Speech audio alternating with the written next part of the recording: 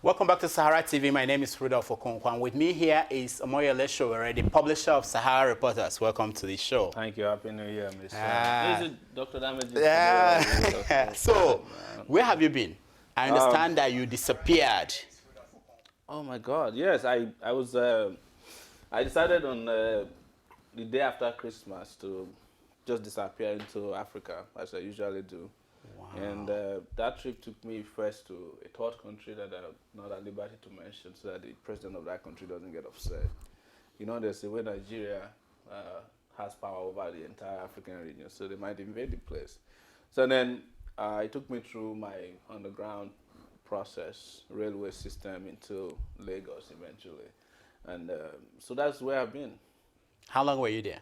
I arrived in Nigeria on the 28th of December and left on January 3rd and arrived back here yesterday. I understand that while you were there, a lot of things happened, and there was this clip that you put on Facebook that had over 600 comments.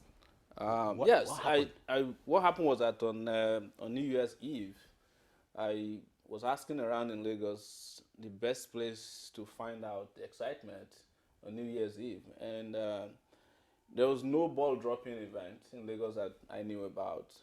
There was nothing particularly intriguing that I thought could, that could bring excitement. So since everybody goes to church on New Year's Eve, I asked, where's the biggest church we could go to? So we look at a list of churches we could go to. Somebody said we could go to Chris Okote's church, but he said it's too much grammar. You might not understand what he's saying. We thought about the Redemption Camp, but they said we might end up not getting there because of traffic. So somebody said, like, typically the biggest gathering on New Year's Eve, which is a crossover night, every church is having what they call a crossover night, will be the Mountain of Fire and Miracles Ministry. Not too far from the Redemption Camp, the Redeemed Church Camp, but it was closer to Lagos, and they said the traffic may be a little tolerable. So we set out and drove down to the church where they were having the crossover night, just about the time, just a few hours to the end of the year, and it was miraculous. What did he say? I mean, it was amazing, the number of people who were going there.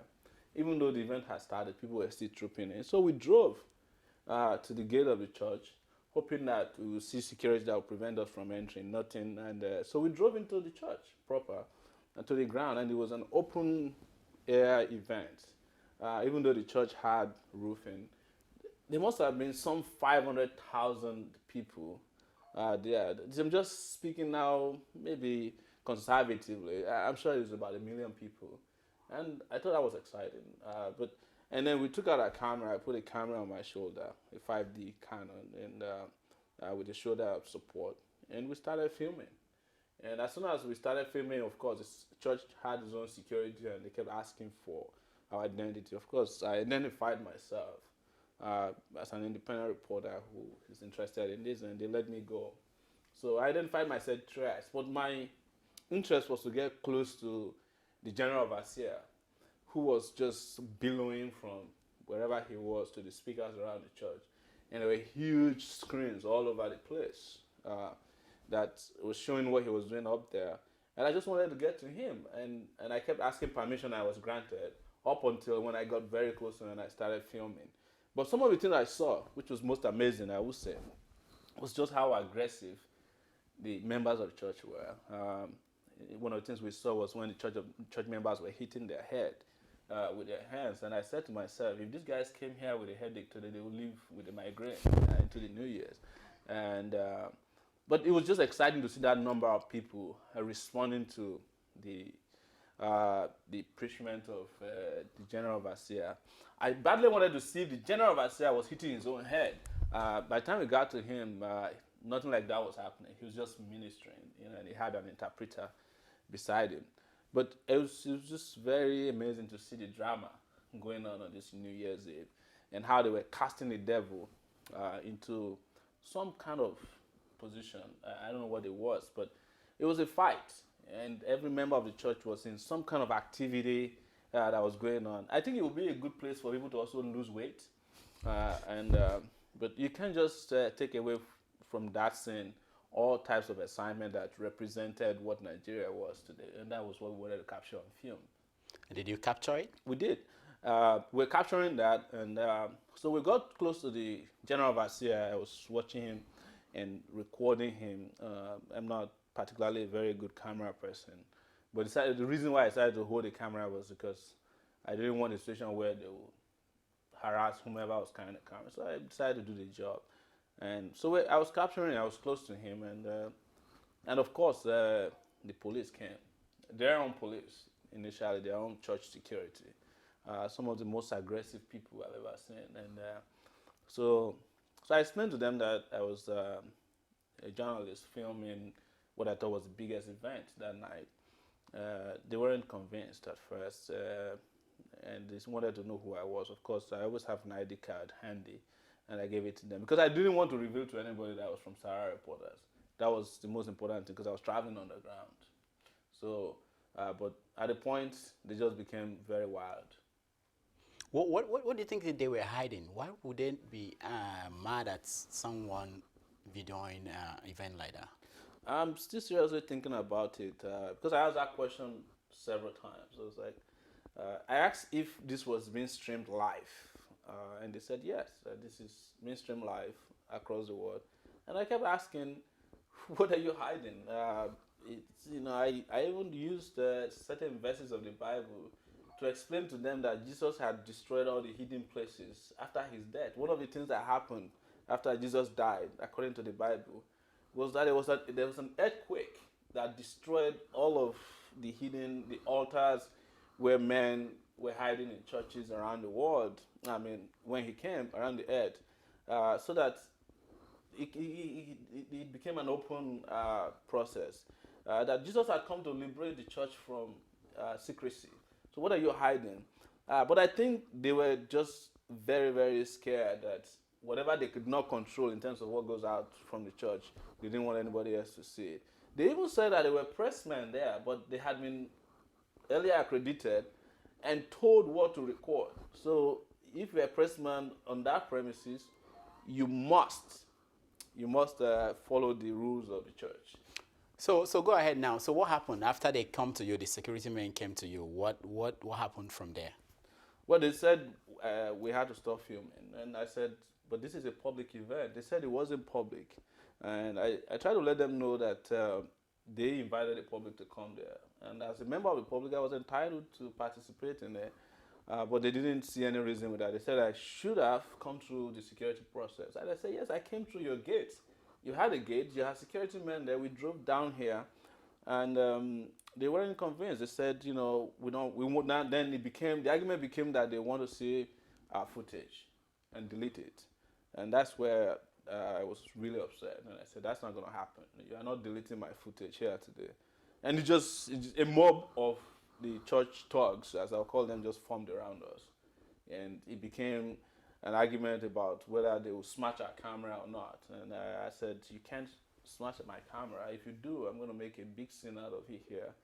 And it became very, very dangerous. They were hell-bent on injuring us.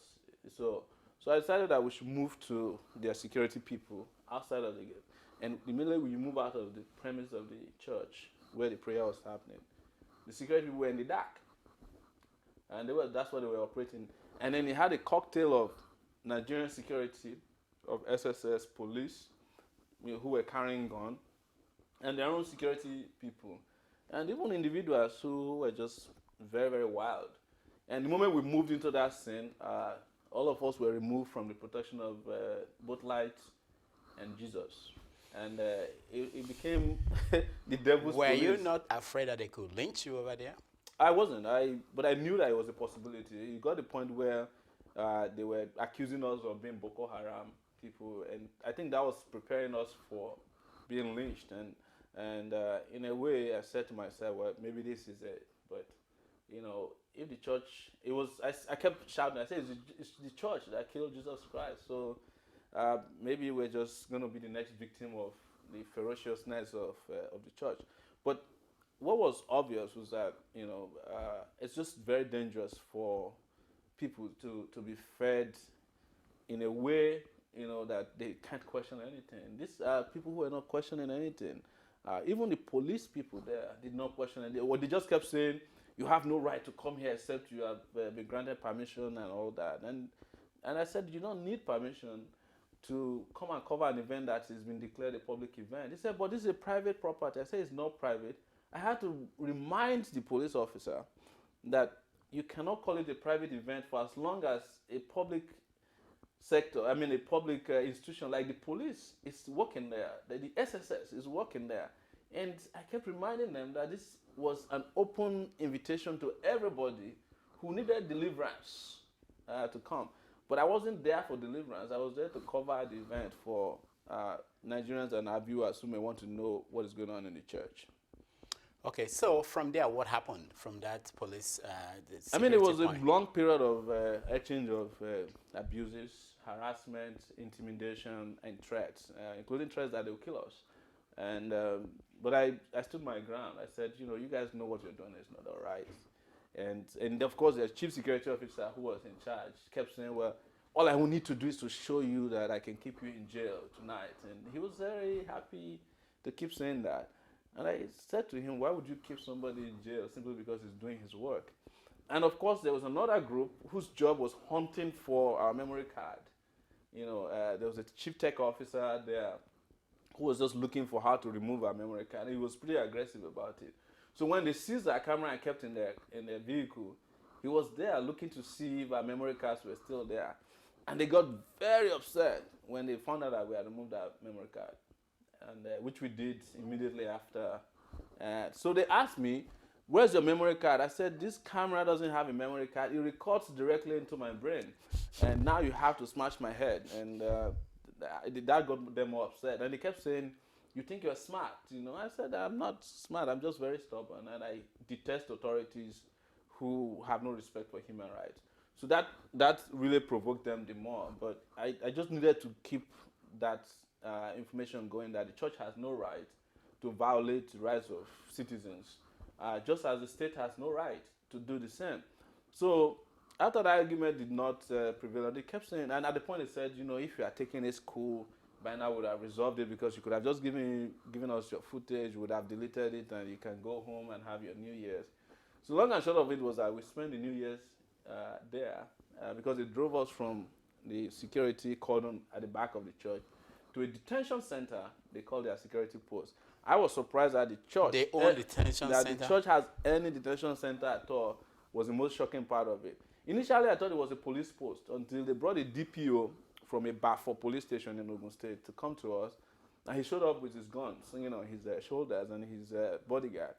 And he asked who I was, and I gave him that ID card. He called the organization that has the ID card, and I think they probably want him to say, look, these guys know what they are doing. And the DPO ran away. Instead of transferring us to a regular police station, the DPO didn't take us.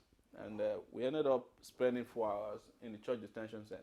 But the most shocking part of it is that in that detention center, they were abusing and molesting poor people too. So they had people, they were just bringing people there, they would beat them up and say, and I asked them, what did they do? Oh, they said they came into the compound to start selling things that are illegal. They're illegal traders, and Wow. it was very sad to Inside the find church. inside the church premises. They had a detention. So they even had a guy chained to the wall in the church. Initially, like I said, I thought they were police. So And you have real policemen at the post, and you have they were policemen. And they don't care what is happening. No, I asked the guy who was heading the security post. I said, "What's your relationship with the police?" Oh, he said, "Yeah, we just, the police just cooperate with us. Anything we do here, our job is to protect the church." So I said to him, "You have no right to do this, and you haven't told me my offense." He said, "Oh, you don't know your offense?" I said, "I don't know." He said, "Well, you are filming illegally on a private property." I said, "This is not a private property, because you invited the public to be here tonight." And so they did that to us for 4 hours until somebody who recognized me amongst them said, I think he escalated to the GO's office. And then they came to us and started pleading that they were sorry, that they didn't know that I was from Sahara Reporters. And I said to them, it didn't matter where I came from. You have no right to abuse people the way you have done. So, and then they released our cameras to us 4 hours later, and let us go. Wow. Yes. So I know that we are going to eventually see a clip from that encounter. Yes, I think there's a clip out there. I don't know if this is showing, but we have prepared a clip for this encounter so that people can just watch some And of you it. are going to also put it all together with other clips to make a documentary But yeah, based on the trip. like, last year I went to Nigeria on the ground as well, and I covered police corruption, and I don't know if that had any role in the removal of police checkpoints. But by the time we went back this time around, there were no more police checkpoints. So, so this time around, it was just to cover a culture of interesting things happening. One of the most interesting things, by the way, was that so a few days later, we were passing through people doing African traditional religion masquerade dance somewhere in Ondo State. We invited ourselves the same way, but this was during the daytime. And we just took our cameras and started filming. And they invited us. They were very welcoming. They said, come and see how we do our things. And we even interviewed them. At the point, the masquerade came and said he wanted money. So I gave him 1,000 naira. I never knew that masquerades like money like that until then. So you can now see, are you wearing comparing the masquerade and the church in terms of how they respond to openness and transparency? I mean, the masquerade that I saw in Ondo State were more open than the church, because the place where we filmed the masquerade was also in front of a private house. We were just driving by, and we said, they asked us for our identity at the end, but that was at the end. We said, this is who we are, and they said, please send us a clip of what you show. So, in a way, the African traditional religious people were better and more tolerant, more open, and more democratic and more welcoming than the church that has 1 million people that were willing at the slightest provocation to kill. Now, I know that you also saw a lot of things in the church, including people slapping themselves. What was that about? I'm still trying to figure out why people are slapping themselves so hard. But I think part of what religion has done to Nigeria is that because there's absolutely absence of good governance in the place, the church has become the only way that people are promised any form of hope, both hope of any relief on earth and some hope of an afterlife. And when the church takes control of your entire life in that manner, they prescribe to you what to do at which time. And this time, I think they've given them the impression that if you subject yourself to pain and denial and suffering, your place in the afterlife is better assured. And I saw that happening. Or this very decisive line about the fact that you can actually cast the devil in some kind of a hole. I saw that when we got there, they were putting the devil away. And by January 2013, which was a few hours later, they had to repeat the same process. That means they didn't succeed in taking the devil away in 2012. And one other thing was the contributions, the tithes. There was a collection in 2012, end of the year collection, and the church also announced at the beginning of 2013, because I was there at that point in detention, that this is the new collection tithes for 2000, bring it out for blessing, And I'm looking at that place. You have some 500,000 people who, at the minimum, will donate 100 naira. Man, that is some big business. And I can then see why the church doesn't want people to film that. Now, let's go expand this discussion, because at the church, throughout the new year, all over the country, they were having these services where they were talking about what they expect in 2013. Yes. And they were talking about things like divine visitation, total breakthrough, and that's one of the things motivating people to do these things. Yeah. And I'm asking you, as someone who saw these people, do they believe that God will make these things happen, or do they think that they have a role to play in curating the kind of country or environment or life they want to see in 2013? I should say briefly that one of the things they accused me of is wearing cowrie shells. They were pretty upset, to see that I was wearing cowrie shells, and they said, he's an agent of the devil. Can't you see the cowrie shells around his neck? So I had to ask one of them. I said, what about the goat chain around your neck? That's also made by the devil. Some of the most devilish people are goldsmiths that I know, including the international ones who kill to just drill gold and make them into the lovely things that people wear. But talking about where you're coming from, what you're saying, this is just part of the illusion of that the church creates, so that I think this actually is the reason why Nigerians don't rise up and fight for good governance and fight the guys who are robbing them blind of their commonwealth. Is the reason why there is no mass movement or protest that could have forced some of these idiots out of power. Because the church is there, and I think the government loves the church. That is why Jonathan is always there, the president of Nigeria, to give the church the kind of backing that the church needs to keep deceiving the public about the need to go to heaven while the earth is, being enjoyed by the political class and the owners of the church. You imagine that the Jew of the church will tell you that, if you go to heaven, you'll live a better life. But he's here living with a jet. He's here driving the best cars. He's sending his children to the best schools. He's going to the best hospitals where he has a headache. And he's prescribing to you to be slapping your head when you have a headache, which will make you end up in having, migraine. I didn't see ambulances that could take care of those kind of dramatic injuries if they were to happen. We just saw a church that is having a good time, ministering onto people that I can describe as zombies. Now, one of the accusations that leveled against people who operate from outside the country is that they don't understand the situation on the ground. You've been there, you go there almost every year. What is the situation on the ground? Is it different from what people are seeing from here? It's not different. I think what is happening is that a lot of people on the ground are in denial of the condition they are in. And the people who are out here completely understand that, and they wish that the condition on the ground could be better, because the people out here are in some form of enslavement themselves. They don't feel free. They make money that has to end up through Western Union, half of which goes back home to support families that, if things were okay, they could support themselves. So the people on the ground are just in denial, and some of them, through some of these processes you're saying, including the church, are having the illusion that the kind of change that is supposed to come to Nigeria is not coming, because somehow God has delayed it somewhere in a pipeline and is going to release it to a few people. It's going to release it to certain generations. It's going to release it to certain tribes. It's going to release it to a certain family, depending on how aggressive you are in worshiping God. And I'm telling them that, what about the rest of the 10% who don't worship God at all, who are having fun, who have private jets, who drive nice cars, who live in the best neighborhoods?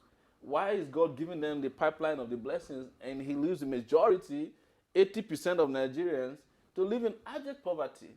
What kind of God is that? Of course, that is not God. This is men manipulating the Commonwealth to the advantage of a few minority, which happens everywhere. And of course, to keep you from complaining and to keep you from changing those socio-economic and political conditions, they bring in the church, they bring in the mosque, they bring in, even sometimes traditional institutions, they bring in the traditional rulers to keep everybody under control by giving them all kinds of sense of false hopes and punishment, divine blessings, divine that. All is all calculated to keep the majority of the people from engaging in an uprising that would have made their life way better than it is today. So the people out here can see that. Some of the people complaining outside here go to the churches here. But think about it. If you're in Nigeria, your prayer points will be different from your prayer points if you're in the US.